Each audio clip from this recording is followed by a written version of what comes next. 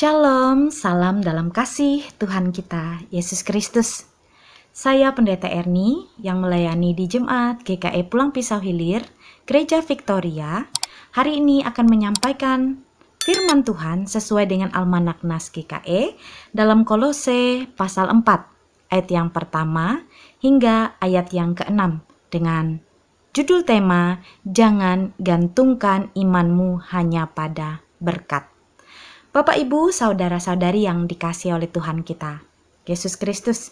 Siapa di antara kita yang kalau berdoa fokusnya hanya meminta berkat?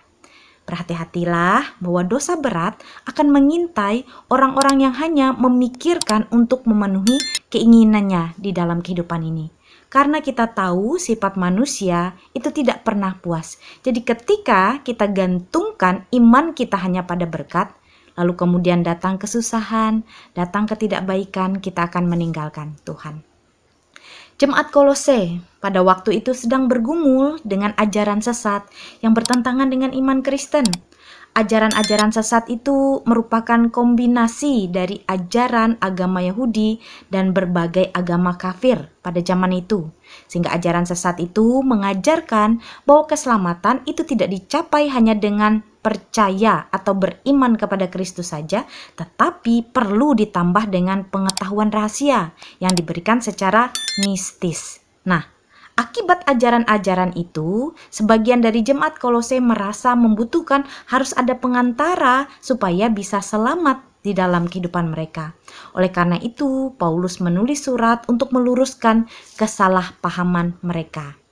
Maksud Paulus yang pertama, Kristuslah yang menjadikan segala sesuatu dan tidak ada yang melebihi dirinya di dalam kehidupan ini. Dan yang kedua, Kristus adalah kepala gereja dan ia adalah pendamai manusia dengan Allah.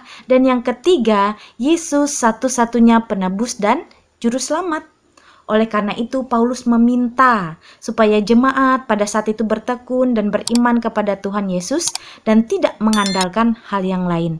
Nah, wujud ketekunan di dalam iman ini adalah dengan berdoa, dengan tekun, yang berarti menyerahkan diri, memohon kuasa Tuhan untuk bertindak, meminta kekuatan dan pertolongan dalam keadaan baik ataupun buruk kehidupan kita. Paulus juga meminta jemaat untuk mendoakan dirinya dan juga sahabat-sahabatnya pada saat itu dalam masa pelayanan mereka agar berjalan dengan baik. Seberapa sebenarnya Bapak Ibu Saudara-saudari di antara kita juga sering mendoakan para pelayan Tuhan supaya segenap pelayan dapat berjalan dengan baik. Nah, Bapak Ibu, saudara-saudari yang dikasihi oleh Tuhan kita Yesus Kristus, apa yang kita pelajari dari nas kita hari ini? Bahwa yang pertama, iman itu perlu dijaga. Dan salah satunya, kita mampu dan dapat bertekun di dalam doa. Dan dalam doa kita, janganlah hendaknya selalu kita gantungkan dengan hanya meminta berkat kepada Tuhan, tetapi kita juga memohon Tuhan memberikan kekuatan, kemampuan untuk dapat menjalani hari-hari dengan baik, penuh sukacita, dan semuanya tetap dalam jalan kebenaran Tuhan. Yang kedua, semakin kita menyerahkan diri kepada Allah, semakin sebenarnya kita kagum akan kuasa dan penyertaan Tuhan dalam kehidupan kita. Mari hari ini kita boleh senantiasa sandarkan hidup kita kepada Tuhan. Doakan orang-orang yang ada di sekeliling kita, doakan iman dan percaya kita juga, sehingga segala sesuatu yang ada di sekeliling kita juga boleh bersama-sama menjadi ucapan syukur dalam kehidupan kita. Amin buat firman Tuhan. Hari ini kita akan berdoa untuk jemaat GKE Parawe Kalawa. Kita akan berdoa. Terpujilah nama Tuhan, sungguh besar kasih dan rahmat-Mu di dalam kehidupan ini. Kau memberkati kami tidak pernah putus-putusnya.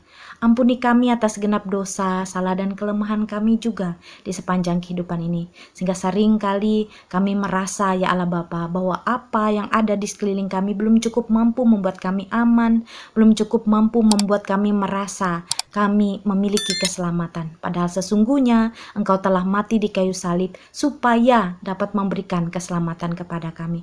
Ajarkan kami bertekun di dalam doa agar senantiasa tidak pernah putus-putusnya kami mendoakan orang-orang yang ada di sekitar kami supaya mereka pun beroleh damai sejahtera, sukacita dan penyertaan yang berasal daripada Tuhan.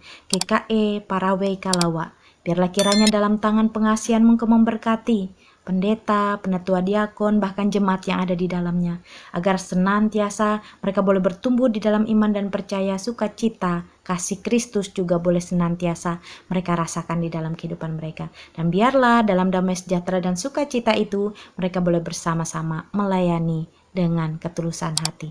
Di dalam nama Tuhan Yesus Kristus kami berdoa dan mengucap syukur. Amin.